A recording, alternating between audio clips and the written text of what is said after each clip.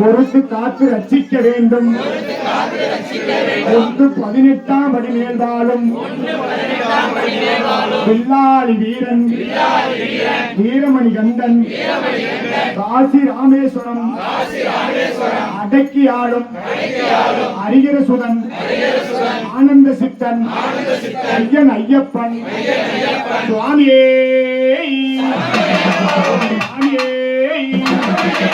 சுவாமியே ஐயப்பா.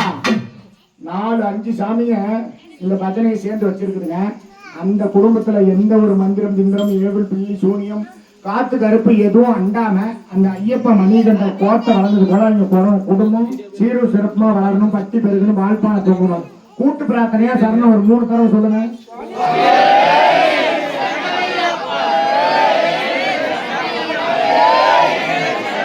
மற்ற எல்லா சாமியும் சேர்த்து ஒரு 3 தடவை.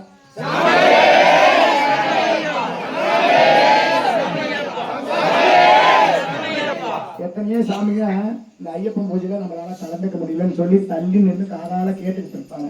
அவங்களுடைய கஷ்டமெல்லாம் தீரும். அந்த மணிகண்ட கோட்டை வளர்ந்தது போல நாடு செழிக்கணும், நல்ல மழை பொழியணும், ஊர் செழிக்கணும், உத்த மழை பொழியணும். இதுல கலந்துக்கிட்டு அத்தனை பேர்த்துக்கும் சேர்த்து கூட்டு சாப்பிடணும்.